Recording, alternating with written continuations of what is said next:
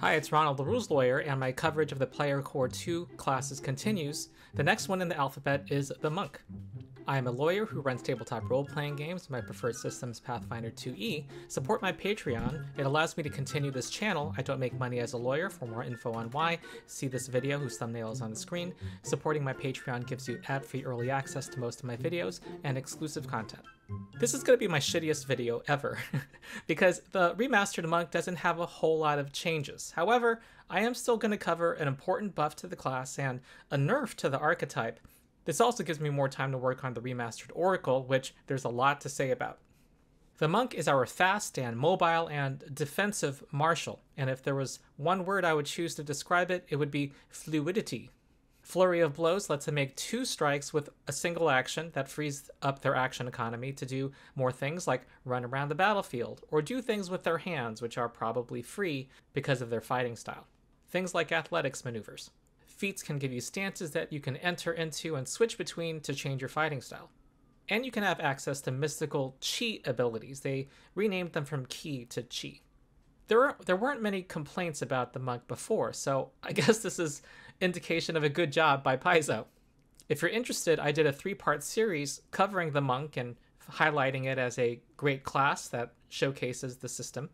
It included a combat demo and discussed some of the design decisions behind it. I contrasted it to the D&D 5e Monk also.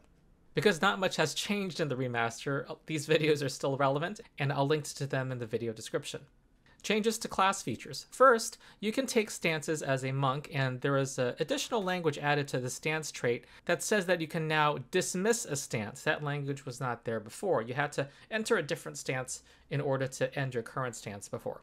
The most significant change is that at 5th level, when their strikes become expert, their unarmed strikes in the brawling group gain the critical specialization effect, which forces an enemy, when you critically hit them, to make a fortitude save, or else they become slowed 1. They lose an action on their next turn. Before, this required a level 2 feat. That is no longer required. Monks don't have subclasses per se. What happens is that instead at level 1 they choose a feat that can be a monk stance, or a chi spell, or monastic weaponry that lets them fight with some weapons using their monk abilities, including Flurry of Blows. But they can fluidly move between these different styles as they gain more feats. I looked at the level 1 feats and I didn't find any significant changes. However, there is one buff to the feat Monastic Weaponry. This is the one that gives you training in monk weapons and lets you use your monk abilities with them. It has been buffed because there used to be a different feat called Ancestral Weaponry that let you treat any group of weapons that you got from an ancestry feat that was key to your ancestry. It let you treat them as monk weapons. This is more of a quality of life change. I didn't see any reason for them to be 2 separate feats at all. And you're probably only focusing on one weapon anyway, probably. But this has some nice synergy with your new class feature that gives you the critical specialization effects of your strikes from monk weapons. You get to access the whole variety of weapon groups with their different critical specialization effects via this feat. Now granted, you could get that before with the level 2 feat, but now you can get it for free. Also, by the way, I think I would allow my players to take that old level 2 feat if they wanted to get the critical specialization effect of their strikes early, and then they can freely retrain out of it at level 5. As people following my series know, I have had a busy month, so I'm not going to be able to deep dive into all the feats one by one. However, from my skim, I did not see any significant changes. I did find a possible mistake, however. Chi spells does not include the fact that you should be able to probably take this more than one time if you want to get more than one chi spell.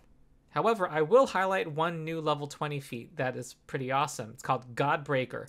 It has these prerequisites that are kind of wrestling themed. And if you have a creature grabbed or restrained, you spend 3 actions. You hurl the creature 20 feet in the air, following it in the air, and then you strike it. And if you hit, you get to propel it 20 more feet up in the air and continue hurtling yourself after it and strike it again. And you can do this a total of 3 times.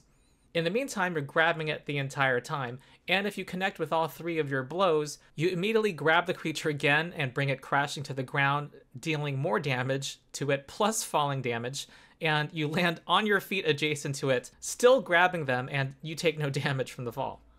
Very anime. Now I'll talk about the Monk archetype, which is largely unchanged. It's something you want to take if you want to get their Powerful Fist feature. and monk feats, of course, and that bonus to speed. But the level 10 feat Flurry of Blows is changed. It's been nerfed. Once you use it, you cannot use it again for 1 to 4 rounds as your muscles recover. Now, I'm going to point out some language that has always vexed me. Dragons in Pathfinder, like in D&D, cannot use their breath weapon again for 1 to 4 rounds. And I've always interpreted that as at least there's 1 round in which they can't use their weapon. There's 1 round of pause. But that would really suck for this archetype. Using Flurry of Blows and not being able to use it again possibly until round 6 is pretty gnarly. I'm going to give it the more generous reading here because that's kind of how it reads. Whereas for the dragon, it can be very dangerous to read it the same way. So yes, I'm favoring the players, sue me. I'm also going to give an honorable mention to the martial artist archetype. It's an alternative to the monk archetype. It basically gives you access to some of the basic stance feats for the monk, but none of the chi abilities and not the weapon fighting ability. It's obviously only if you're leaning into the unarmed fighting. The dedication feat is the same. You don't get free reign with monk feats at half your level. However, these stances become accessible earlier than they otherwise would be because of the level requirement for them. For example, Crane Flutter is a level 6 monk feat. If you took the monk archetype, you would have to be double that number, 12th level, to take it. However, with the martial artist archetype, you can take it at 8th level. Also, you have these options, which significantly do not include Flurry of Blows, that are pretty nice. Follow-up Strike lets you avoid an increase in the multiple attack penalty if your last attempt missed. Grievous Blow is kind of like the monk's 1-inch punch, spend an extra action to do extra dice of damage. And Path of Iron at level 14 lets you spend 3 actions to stride and make 3 melee strikes against different foes, all at the same multiple attack penalty. So that was my shitty video on the monk. They didn't change a whole lot about the monk, and I think that's a good thing because it was already in a good place. And I think the nerf to Flurry of Blows in the archetype is sound, given that there are some classes like the fighter who is more accurate with unarmed strikes than the monk could take that and kind of steal the monk's fire. The Animal Instinct Barbarian as well. I am a proponent of niche protection between classes. So support my channel by liking the video and subscribing. Also support my Patreon. Also join my Discord where you can join like-minded people in talking about Pathfinder 2e and other gaming. And you can also play Pathfinder 2e in our drop-in, drop-out organized play system called Endless Tale Tavern. So that's it. I've been Ronald the Rules Lawyer. See you next time.